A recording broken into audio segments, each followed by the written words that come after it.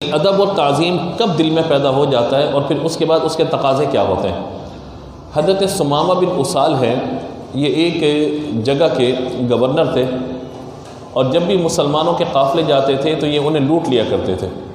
حضور اکرم صلی اللہ تعالیٰ علیہ وآلہ وسلم نے کچھ لوگوں کو ڈیوٹی پہ مامور کیا کہ یہ ثمامہ کو تمہیں قابو کرنا ہے، اگر وہ تمہارے قابو میں آ جائے تو انہیں پکڑ کے یہاں پہ لے آنا، اور پکڑ کے یہاں پہ لا کر ہمارے حوالے کر دینا، پھر ان کے بارے میں فیصلہ کریں گے کیا کرنے کیا نہیں کرنا۔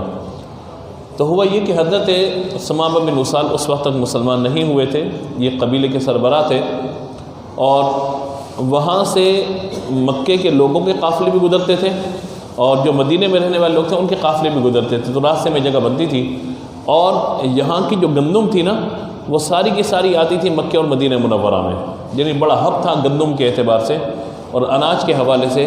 اگر یہ گندم یا اناج روک دیں تو ظاہر ہے کہ وہاں کے لوگوں کو پریشانی اور تکلیف کا معاملہ ہو جائے۔ تو حضرت ثمامہ بن اسال جب مسلمان نہیں ہوئے تو ان کی کیفیت یہ تھی کہ لوگ جب بھی پہنچتے تھے ان کو کسی اعتبار سے تکلیف پہنچاتے تھے، خاص طور پہ مسلمانوں کو، کفار کا ساتھ دیا کرتے تھے۔ رسول اللہ صلی اللہ تعالیٰ علیہ وآلہ وسلم نے چند صحابہ کو فرمایا کہ ان کا تعاقب کرنا ہے، ان کو گرفتار کر کے لے آؤ ہمارے پاس، میں ان سے بات چیت کی جائے گی، پوچھا جائے گا کیوں آپ ایسا کر رہے ہیں، کیوں سارے معاملات کر رہے ہیں۔ نبی مکرم صلی اللہ تعالیٰ علیہ وآلہ وسلم نے جب لوگوں کو بھیجا تو وہ رات کے وقت وہاں پہ پہرا دے رہے تھے لوگ، صحابہ کرام جو تھے۔ اب حضرت ثمامہ بن اسال اتفاق سے اپنے گھوڑے پہ وہاں نکل آئے۔ صحابہ کرام علیہم رضوان کو علم نہیں تھا کہ یہی ثمامہ بن اسال ہے، یعنی ہوتا ہے نا نام کس کا چل رہا ہوتا ہے، دیکھا ہوا نہیں ہوتا، اور آج کل کا دور تو تھا نہیں کہ تصویریں جو ہے مطلب وائرل ہو جائیں، دکھا دی جائیں۔ تو ان کو گرفتار کیا اور پکڑ کے لا کر مسجد نبوی میں لا کر ایک ستون سے، لکڑی کا ستون تھا، اس سے ان کو باندھ دیا گیا، جیسے قیدیوں کو لا کے باندھ دیا جاتا ہے، ان کو لا کے باندھ دیا گیا۔ جب انہیں لا کے وہاں پہ باندھا گیا اور رسول اللہ علیہ وسلم کو اطلاع دی گئی کہ کسی شخص کو گرفتار کر کے لوگ لے کر آئے ہیں، اب انہوں نے صحابہ کرام کو شہید بھی کیا تھا، انہوں نے صحابہ کرام علیہم رضوان پہ بڑے ظلم و ستم بھی کیے تھے، ان کے مال پہ بھی قبضے کیے ہوئے تھے۔ تو یوں سمجھیے کہ ایک دشمن جو جانی دشمن ہو لا کر اس کو گرفتار کیا گیا اور لا کر وہاں پہ ستون سے باندھ دیا گیا۔ اب بات یہ ہے کہ میرے آقا علیہ الصلوۃ والسلام تک اطلاع پہنچی، میرے آقا علیہ الصلوۃ والسلام حجرے سے باہر تشریف لائے اور پوچھا کون ہو، انہوں نے نام بتایا میں ثمامہ بن اسال ہوں۔ حضور صلی اللہ تعالیٰ علیہ وآلہ وسلم نے صحابہ کو فرمایا تم جانتے ہو اسے؟ تو جو صحابہ گرفتار کر کے لائے تھے کہا حضور پہلے تو نہیں جانتے تھے، اب جب نام بتایا تو اب ہم جان گئے، ہم تو انہیں مار دیتے، قتل کر دیتے ان کو، ہم نے تو ایک عام قیدی سمجھے یہاں پہ لے کر آ گئے۔ تو میرے آقا علیہ الصلوۃ والسلام نے فرمایا کہ انہیں کھانا کھلاؤ، حضور کا انداز ہے نا رحمۃ اللہ عالمین، اور میں انہیں کھانا کھلاؤ۔ انہیں کھانا کھلایا گیا، پانی پلایا گیا، آرام کے لیے پورا موقع دیا گیا۔ جب وہ کھانا وغیرہ کھا چکے میرے آقا علیہ الصلوۃ والسلام نے فرمایا اے ثمامہ بتاؤ تمہارے ساتھ کیا سلوک کیا جائے، کیا معاملہ تمہارا کیا جائے۔ تو حضرت ثمامہ بن اسال کہتے ہیں کہ آپ چاہیں تو مجھے قتل کر دیں، میں آپ کے ساتھیوں کا، آپ کے صحابہ کا قاتل ہوں، آپ چاہیں تو مجھے قتل کر دیں، اگر آپ مجھے ماریں گے نا، قتل کریں گے تو ایک جواں مرد کو قتل کریں گے، ایک ایسے طاقتور شخص کو قتل کریں گے جو اپنے قبیلے کا بڑا بہادر شخص ہے، بڑا جواں مرد بندہ ہے۔ اگر آپ قتل کریں گے تو ایسے شخص کو کہ جو قبیلے کا جواں مرد بہادر بندہ ہے، عرب کے بہادروں میں جس کا نام شامل کیا جاتا ہے۔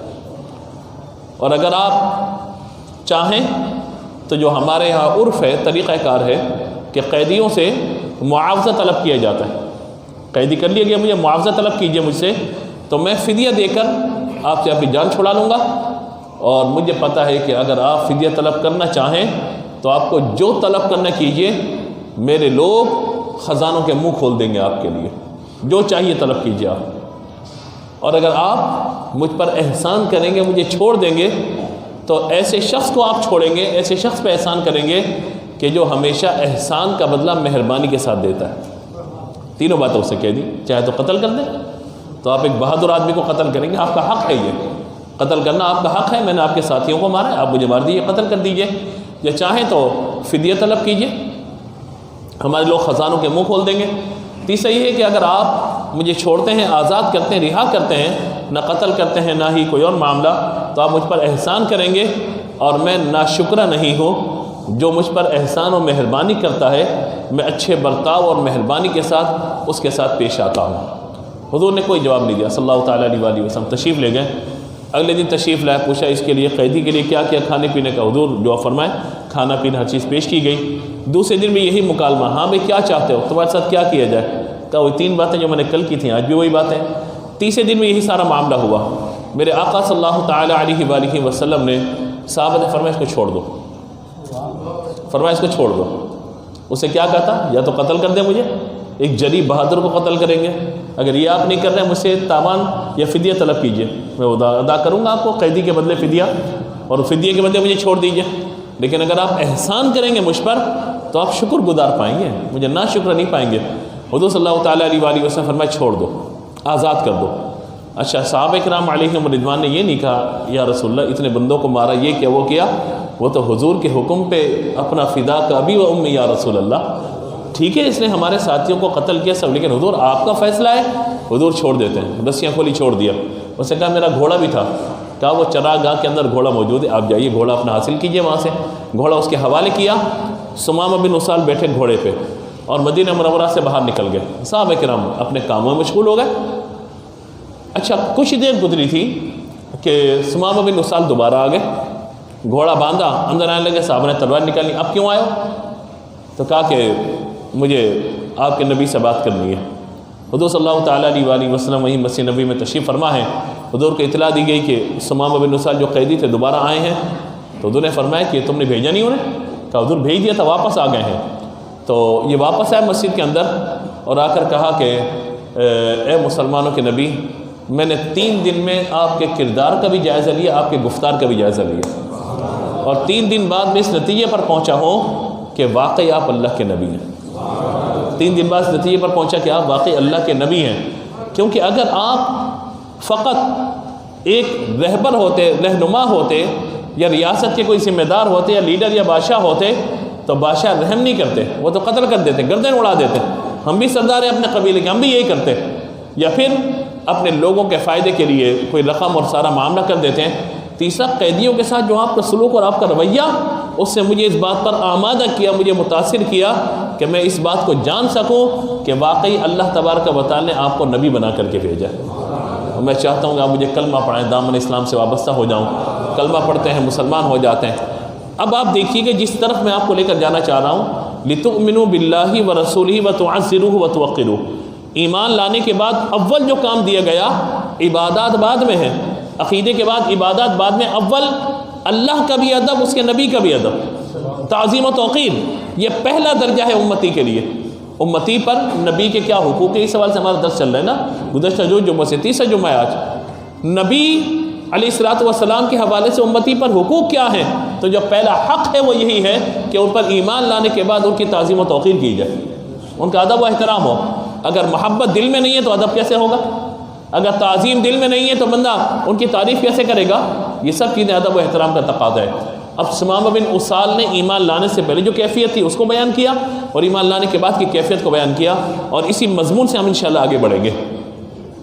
کہتے ہیں کہ جب تک میں نے ایمان قبول نہیں کیا تھا، آپ کا چہرے کے حوالے سے سب سے زیادہ بغض میرے دل کے اندر موجود تھا، لیکن جب ایمان قبول کر لیا ہے نا، آپ سے حسین اور پیارا مجھے کوئی نظر ہی نہیں آتا۔ ایمان لانے سے پہلے کی کیفیت اور ایمان لانے کے بعد کی کیفیت، یہ جیسی تبدیل ہوتا ہے نا، کس سے نفرت ہو آپ کو اور ایک دم سے محبت ہو جائے تو پھر اس کا ہر معاملہ اچھا لگنے لگ جاتا ہے، اور محبت اور نفرت میں بدل جائے تو وہ اگر مسکرا بھی رہا ہوگا تو کہا جائے گا یہ تنزن مسکرا رہا ہے۔ تو کہا کہ آپ کا چہرہ سب سے مبغوض تھا، لیکن اب سب سے حسین اور پیارا چہرہ آپ ہی کا نظر آتا ہے ایمان لانے کے بعد۔ کہا جب میں نے ایمان قبول نہیں کیا تھا تو آپ کا دین مجھے سب سے زیادہ ناپسندیدہ تھا، اب سب سے زیادہ پسندیدہ دین دین اسلام ہے۔ آپ کا شہر سب سے زیادہ، آپ کے شہر سے میں نفرت کرتا تھا، لیکن جب سے آپ سے ملا ہوں آپ کے شہر سے مجھے محبت ہو گئی ہے۔ یہ ایمان لانے سے پہلے اور بعد کی کیفیت ہے۔ ایک مسلمان کے لیے، ایک امتی کے لیے یہی کیفیت کا تقاضا اسلام نے کیا، لِتُؤْمِنُوا بِاللَّهِ وَرَسُولِهِ وَتُعَزِّرُوهُ، بولیے وَتُوَقِّرُوهُ۔ ادب کے ساتھ ایمان لانے کے بعد ادب ہے، اور ادب کے بعد تعظیم و توقیر ہے۔ ادب ہوگا تو تعظیم ہوگی، ادب ہوگا تو عزت بھی ہوگی، ادب ہوگا تو احترام کا جذبہ بھی ہوگا، ادب ہوگا تو بندہ پھر اچھی بات بھی کرے گا، ادب ہوگا تو تعریف اور مدح کے کلمات بھی کہے گا، اور ادب ہوگا تو یاد رکھیے گا کہ جب ادب ہوگا تو جب اس کی کوئی بے ادبی کر رہا ہوگا تو دل میں غصہ آئے گا، کیوں بے ادبی کر رہا ہے؟ اور جتنا زیادہ ادب و احترام بڑھے گا، جتنی زیادہ عزت بڑھے گی، جتنی زیادہ محبت بڑھے گی، جتنا زیادہ عشق بڑھے گا، اتنا ہی زیادہ جذبہ صادق ہوتا چلا جائے گا۔